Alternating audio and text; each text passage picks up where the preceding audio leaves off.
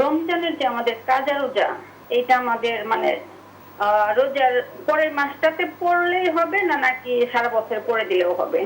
একটি প্রশ্ন আমাদের দর্শক করলেন, রমজানের কাজা রোজা এটি কি রমজানের জি। পরবর্তী অর্থাৎ শাওয়ালে আদায় করতে হবে নাকি পুরো বছর আদায় করতে পারবেন? হ্যাঁ, এটা একটা আমাদের বোনদের একটা জরুরি মাসালা।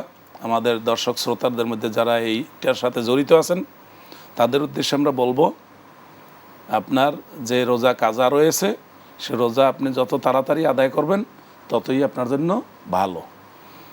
কিন্তু রমজানের পরে শাওয়াল মাসে আবার 6টি রোজা রয়েছে। এই 6টি রোজা থাকলে সারা বছর রোজা থাকার সওয়াব পাওয়া যাবে। এই জন্য অনেকে এই 6টি রোজা আগে থাকার চেষ্টা করেন। তাদের জন্য এটা কোনো নিষেধ না, বরং তাদের জন্য একটা সহযোগিতা হলো এরকম। আম্মাজান আয়েশা রাদিয়াল্লাহু তাআলা আনহা বলতেন যে আমাদের এই ভাঙতি রোজাগুলো থাকতে থাকতে এই আজকে থাকি কালকে থাকি করতে করতে একেবারে পরবর্তী রমজানের আগে শাবান মাসে চলে যেতাম। শাবান মাসে যখন রাসূলুল্লাহ সাল্লাল্লাহু আলাইহি ওয়াসাল্লাম লাগাতার রোজা থাকতেন, শাবানের 1 তারিখ থেকে লাগাতার 15 দিন, 20 দিন, 25 দিন, তখন আমরা রাসূলুল্লাহ সাল্লাল্লাহু আলাইহি ওয়াসাল্লামের সাথে থেকে এই রোজাগুলো কাজা করতাম। অর্থাৎ আম্মাজান আয়েশা এই রোজা কাজা করতে করতে কোথায় চলে গেছেন? একেবারে পরবর্তী রমজানের আগে চলে গেছেন। এর আগে আর তার কিন্তু হচ্ছে না। অতএব এটার মধ্যে কোনো ত্রুটি নেই। তবে আপনি যদি কাজা আদায় না করেন এবং তারপর আল্লাহ না করুক আপনি মরে যান, তাহলে কিন্তু আপনার জিম্মায় রয়ে গেল। জি, আসসালামু আলাইকুম ওয়া রাহমাতুল্লাহ। দর্শক নাম বলে প্রশ্ন করুন। আসসালামু আলাইকুম। ওয়ালাইকুম আসসালাম, প্রশ্ন করুন।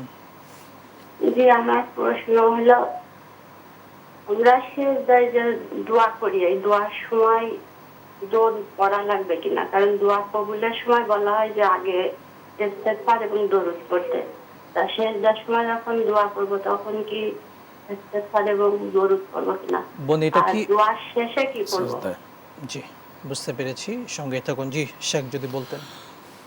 যে সিজদা হচ্ছে এমন একটি কাজ যেটা আল্লাহ এবং তার বান্দার সবচাইতে নিকটবর্তী সময় হলো সিজদা অবস্থায়। নামাজের মধ্যেও বান্দা আল্লাহর সাথে কথা বলে, কিন্তু সবচাইতে ঘনিষ্ঠ সময় হচ্ছে সিজদা। অতএব একজন সিজদাকারী সিজদায় গিয়ে তার মনের আকুতি প্রকাশ করবেন এবং আল্লাহর কাছে যা চাওয়ার তা চাইবেন। কিন্তু সেটা চাওয়ার সাথে সাথে ওখানেই দরুদ শরীফ পড়তে হবে সেরকম কোনো জরুরি বাধ্যবাধকতা নাই। কারণ আপনি সিজদার পরে তো দরুদ শরীফ একটু পরেই পড়বেন, যখন তাশাহুদ পড়বেন তারপরেই দরুদ শরীফ পড়বেন, অথবা নামাজের পরেও আপনি দরুদ শরীফ পড়তে পারেন। সুতরাং ওখানে যে ইস্তেগফার করবেন বা দোয়া করবেন, সেই দোয়ার সাথে সাথেই কোনো দরুদ বা ইস্তেগফার করতে হবে না। শুকরান, জাযাকাল্লাহ।